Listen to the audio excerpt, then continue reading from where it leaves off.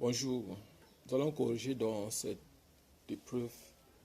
En fait, il s'agit de l'Université Yaoundé 1, département de physique, physique 1011, électrostatique, filière physique, examen de fin de semestre, janvier 2020, durée 2 heures. Examinateurs, ce sont les noms des examinateurs ici. Voilà. On dit ici, notez bien, NB. Aucun développement n'est demandé. Les réponses obtenues seront reportées exclusivement au verso de votre feuille de composition. Grand 1, 30 points. Dans le référentiel OUX, UY, on place deux charges identiques et opposées, Q, moins Q et plus Q, au point grand A de coordonnées moins D sur 2, 0 et B de coordonnées D sur 2, 0, respectivement comme illustré sur la figure. Donc voici la figure ici.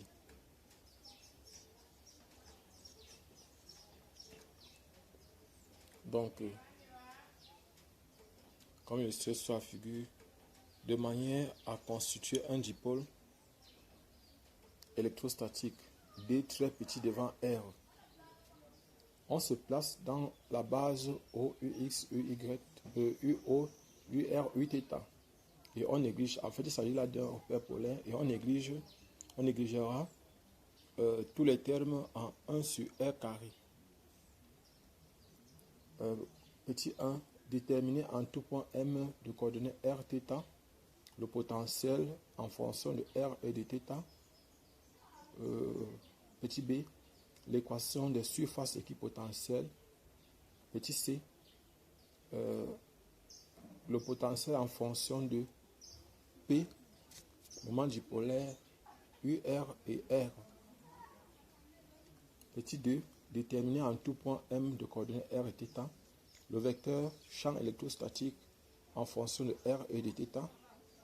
Petit B, l'équation des lignes de champ.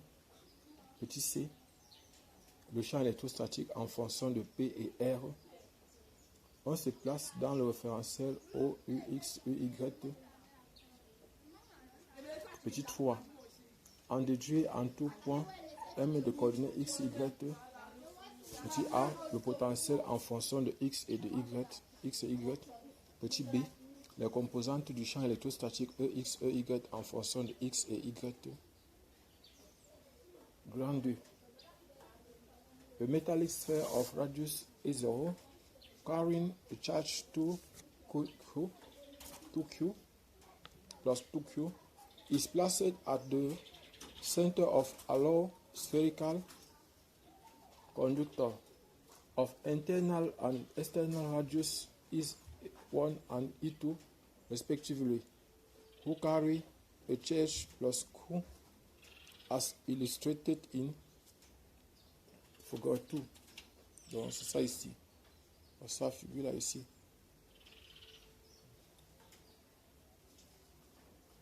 Question 4.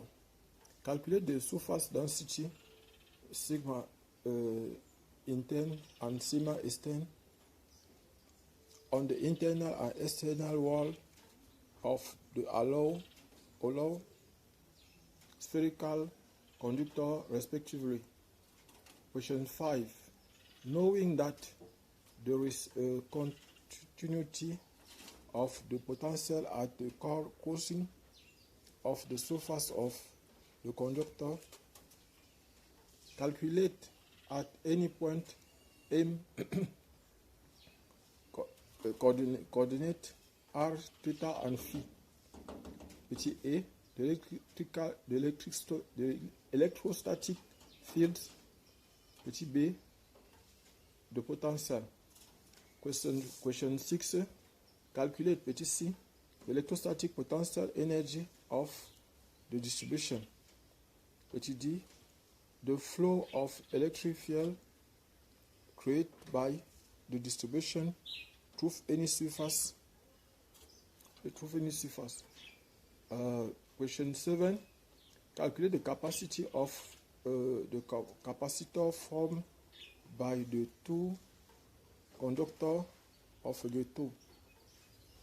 Now, notez bien, dans le cas de grand 1, on vous rappelle que la distance AM est égale à R plus D sur 2 cosinus θ.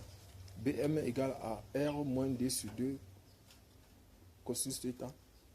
Et 3P, facteur de P scalaire R, retour fois R moins R carré P, est égal à 2 fois PR carré cosinus θ UR moins PR carré sinus θ Uθ. Donc, voilà l'exercice. On va maintenant commencer la correction. Donc, nous allons reprendre. Maintenant, on va corriger la question. Bonjour, je suis Jacques Camden du groupe de répétition Nabla. Nous allons donc corriger actuellement la question 3. On dit, on déduit à M, en tout point M, de coordonnées x, y, le potentiel, le potentiel de x et y, en fonction de x et y, petit b. Les composantes du champ électrique EX, EY en fonction de x et y. Donc, nous sommes à la question 3. Question 3. Donc, nous sommes petit a. Expression du potentiel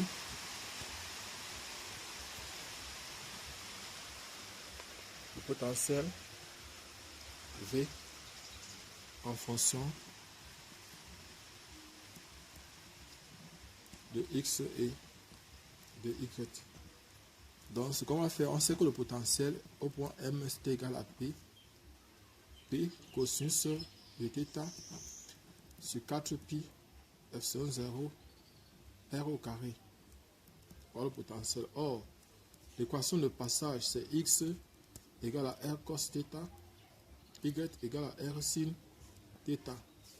Et là, par exemple, on sait aussi que R égale à racine carrée de x au carré plus y au carré, θ égale à arc tangente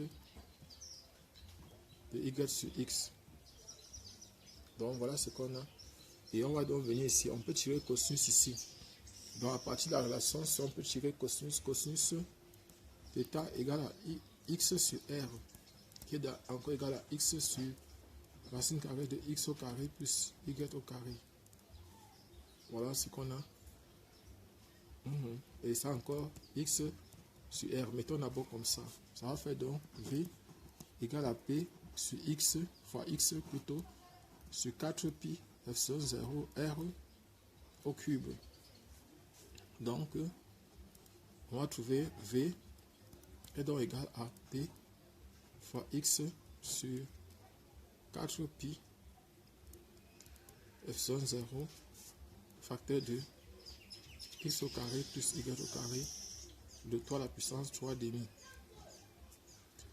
Donc voilà l'expression du potentiel en fonction de x et de y. Maintenant nous allons petit b. Expression du champ électrostatique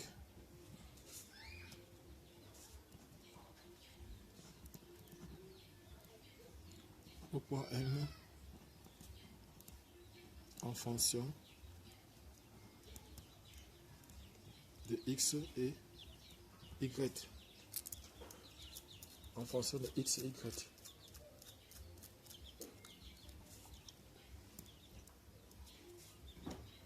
Donc on a E égale à moins gradient de V. On a l'expression, on a demandé de déduire, on va avoir E égale à 2 fois P cosinus θ sur 4pi epsilon 0 R au cube Ux plus P sinus θ sur 4pi epsilon 0 R au cube Uy. Donc voilà ce qu'on a. Or, on sait que UR égale à X sur RI Ux plus Y sur R Uy.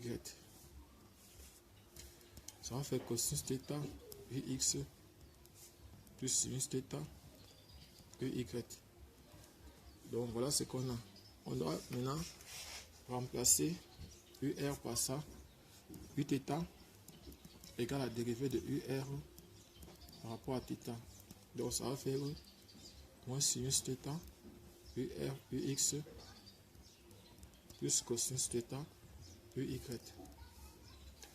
Donc on doit venir remplacer tout ça ici. On va remplacer cosinus par sa valeur et sinus aussi par sa valeur, UX par sa valeur. Écrivons d'abord dans un premier temps, on va avoir U égale à 2 fois P X sur 4 pi epsilon 0 R à la puissance 4 UX. Donc maintenant UX ça va faire UR.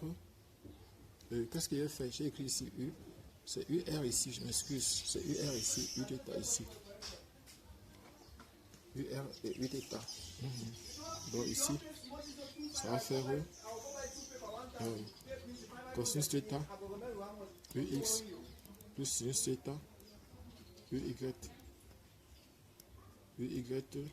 voilà, plus maintenant P Y sur 4 pi epsilon 0 R puissance 4 facteur de moins sinus θ UX plus cosinus θ UY. Donc voilà ce que j'ai. Et puis maintenant, je vais remplacer encore tout ce qui me reste à faire maintenant. C'est remplacer ici. Ça va faire 2P fois X sur 4 pi epsilon 0 R puissance 4 facteur de X sur R UX plus Y sur R UY plus P Y sur 4 pi epsilon 0 R puissance 4 facteur de moins Y sur R UX plus X sur R UY. Donc voilà. Et puis maintenant on peut encore mettre R en facteur. Ça va donc faire ici. Ça va faire ici. On peut développer. Si on développe, ce qui va dépendre de I. On peut mettre ici. On va faire 2 fois P X au carré sur 4 pi epsilon 0 R à la puissance 5 moins P Y au carré sur 4 pi epsilon 0 R puissance 5 le tout UX plus maintenant 2 fois P X fois Y sur 4 pi epsilon 0 R puissance 5 plus X fois Y X fois Y sur 4 pi epsilon 0 R puissance 5 UY. Donc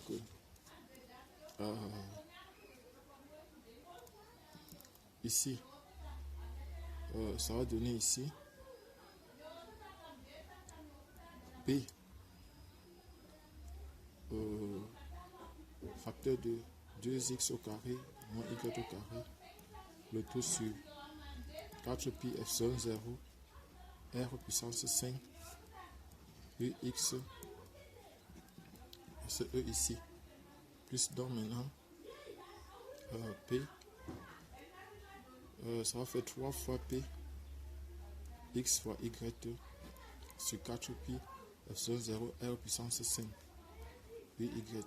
Donc voilà par exemple l'expression de E en fonction de X et de Y, c'est ça ici. Donc voilà ça. Abonnez-vous, partagez la vidéo et cliquez sur la cloche de notification. Merci. Et voici donc la composante suivante EX. Donc voici EX ici. EX c'est ça. Donc EX est donc égal à. On va, ce sont les composantes du vecteur E ici. Donc EX est donc égal à P facteur de 2x au carré moins Y au carré. Le tout sur ici. Comme ça la puissance 5. Ça va faire 4 pi epsilon 0 facteur de x au carré plus y au carré, le tout à la puissance 5 demi. Ça c'est EX. Maintenant, EY, ça sera donc égal à 3 fois P fois X fois Y sur 4pi epsilon 0 facteur de x au carré plus y au carré, le tout à la puissance 5 demi. Donc voici par exemple les composantes de E suivant l'axe des x et suivant l'axe des y. Donc voilà ce qu'il fallait. Abonnez-vous, partagez la vidéo, cliquez sur la cloche de notification. Je suis Job Kamdem du groupe de répétition NABLE. Merci.